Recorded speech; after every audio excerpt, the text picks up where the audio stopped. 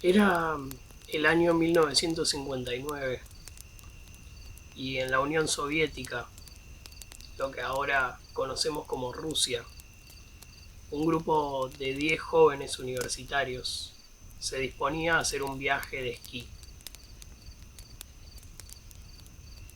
El lugar al que querían ir quedaba bastante lejos y era de difícil acceso también, por lo que antes de partir se prepararon bien, se llenaron de provisiones, estudiaron bien el camino por el que iban a ir y una vez listos, un 23 de enero de ese mismo año, decidieron partir hacia el lugar. En el trayecto cambiaron de transporte varias veces. En algunos momentos tomaron un tren, en algunos momentos pidieron a algún auto amigo que los pudiera alcanzar lo más posible.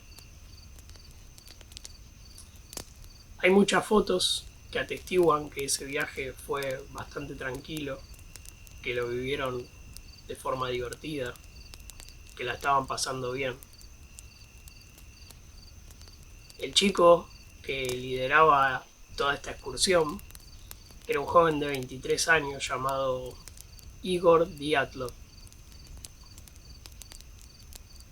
El mismo, como lo demostraba su propio título de líder, guió a los otros 9 jóvenes en este viaje. Cuando la cosa se empezó a poner un poco más complicada, uno de los 10 decidió que iba a volver. Tenía un poquito de dolor en la espalda baja por una lesión antigua que había tenido en otro viaje del estilo, así que se despidió de sus amigos y pegó la vuelta. Fue entonces aproximadamente un 31 de enero de 1959 en que los 9 jóvenes restantes llegan a una parte en la que ya deben empezar a escalar. Tengan en cuenta que todo esto eran montañas y ellos querían llegar a un monte en particular, donde seguramente podrían aprovechar mejor este deporte que practicaban. Cuando llegan a este lugar, se disponen a escalar, escalan, y es entonces cuando se encuentran con un trayecto ya arriba en una de las montañas que hacen la prueba de pasarlo. Pasan una vez, empiezan a caminar, está un poquito difícil, vuelven para atrás, piensan qué podemos hacer, cómo podemos pasar esta parte. Bueno, su plan era llegar al destino que tenían pactado entre ellos el 1 de febrero, así que tenían que apurarse.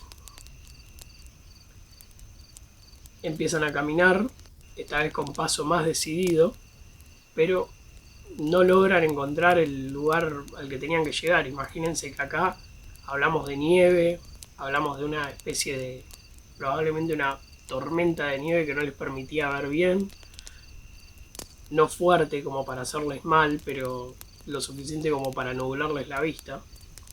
Y entonces es cuando deciden, bueno, no vamos a perder más tiempo volviendo para atrás después de todo lo que caminamos, así que como tampoco vamos a seguir por hoy, lo ideal sería descansar en este lugar.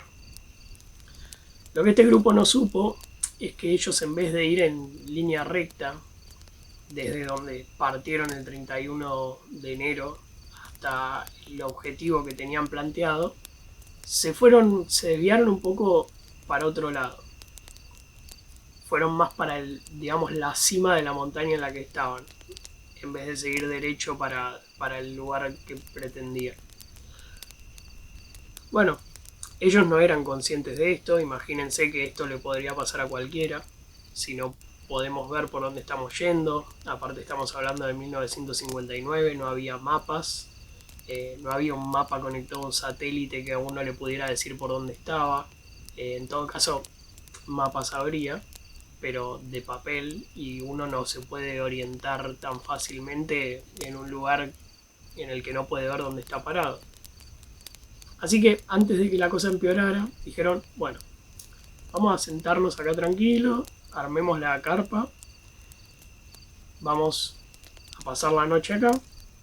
Entre todos podían tener el calor necesario, estaban bien abrigados, bien equipados. Imagínense que el viaje ya tenía unos días, ellos empezaron el 23 de enero y acá ya estaban a finales de ese mismo mes y estaban bien.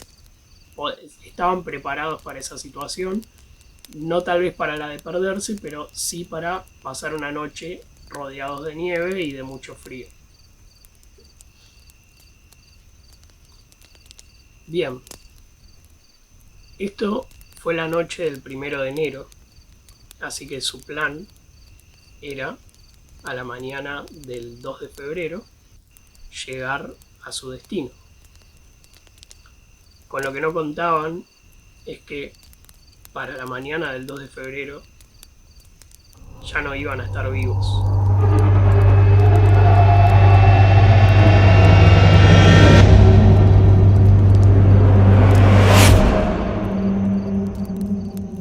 Resulta, y estos detalles son los que escriben la historia y permiten, ¿no?, que uno llegue a las conclusiones de lo que pudo haber pasado, que el líder, nuestro querido Igor Dyatlov, pertenecía a un club deportivo y tenía que enviar un telegrama.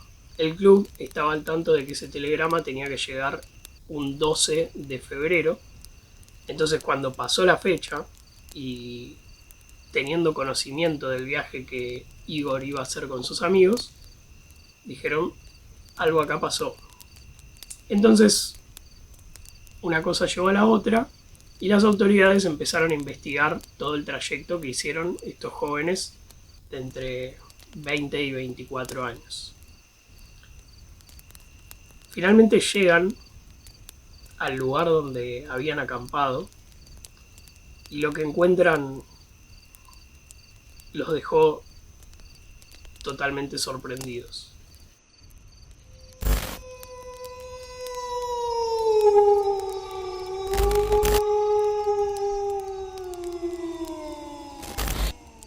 Lo primero que encontraron fueron los restos de una hoguera, junto a la cual yacían los cadáveres de Yuri Krivoniyenko y Yuri Doroshenko, dos participantes obviamente de esta expedición, los cuales tenían lastimada la cara y los brazos, sobre todo las manos.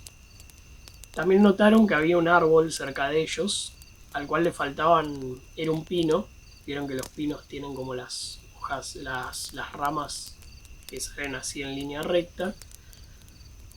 Estaban rotas y tiradas junto a ellos, ¿no? Entonces la conclusión a la que llegaron es que lo que tenían en la cara y en las manos se debía a intentar trepar el árbol. Un dato no menor es que ellos estaban vistiendo únicamente ropa interior. Ubicado entre los pinos y el campamento que había armado este equipo, hallaron también a justamente el líder de toda esta expedición, Igor Dyatlov, acompañado de Zinaida Kolmogorova y Rustem Slobodin. Estos tres estaban tratando de regresar al campamento en el momento en el que la muerte los encontró, pero a su vez estaban descalzos, lo cual demuestra que probablemente tuvieron que salir corriendo de manera inesperada de allí. Estarían volviendo por algún motivo y ahí encontraron la muerte. Hasta acá contamos obviamente con la aparición de 4 de los esquiadores, y no fue sino hasta el 4 de mayo de 1959 que encontraron a los 4 restantes. Recuerdan que originalmente eran 10, uno se tuvo que ir y quedaron 9. Muy bien, de estos 10 eran 8 hombres y 2 mujeres. Una ya apareció, está Sinaída. Pero acá está la parte más perturbadora, porque los otros, cuando no aparecían, cuando finalmente aparecieron, fue muy extraño la manera en la que aparecieron. Pero estos 4 últimos dieron muchísimo más de qué hablar. Primero que nada, esta mujer que faltaba, cuyo nombre es Lyudmila Dubinina, la encontraron de rodillas, apoyada sobre una piedra. Estaba cubierta por la nieve. Imagínense que estamos hablando de esta zona en la que nieva constantemente, y habían pasado, nos ubicamos a inicios de febrero y acá estamos hablando de inicios de mayo, así que pasaron 3 buenos meses en el medio. Lyudmila probablemente fue la que más llamó la atención en todo este caso,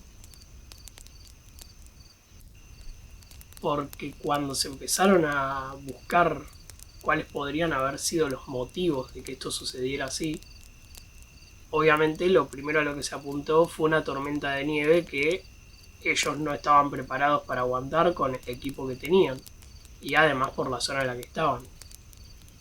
Sin embargo, esta integrante del grupo apareció con la cuenca de los ojos, las cuencas de los ojos vacías y sin la lengua. Por otro lado, Semyon Solotario lo encontraron también donde estaba Lyudmila, también con las cuencas de los ojos vacías. Por último, 2 hombres más que formaban parte de esa expedición, Alexander Kolevatov y Nikolai Tribois-Brignol, los encontraron abrazándose uno al otro, espalda con espalda, es decir, teniéndose así, ¿no?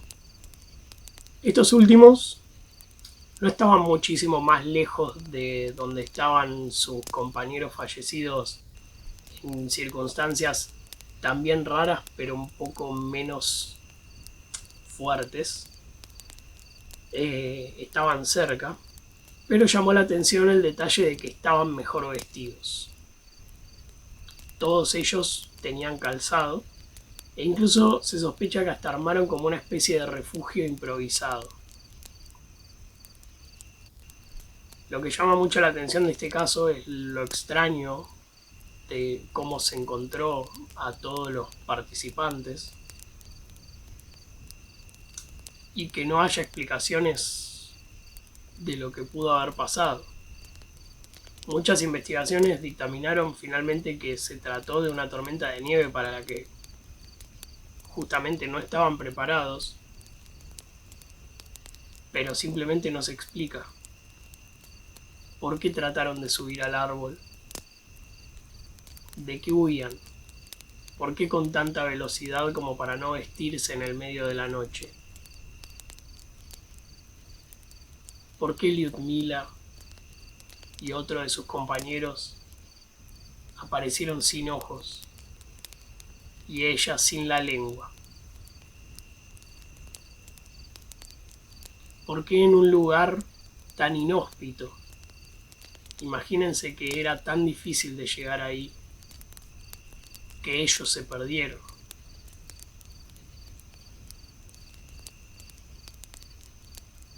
¿Qué fue entonces lo que pasó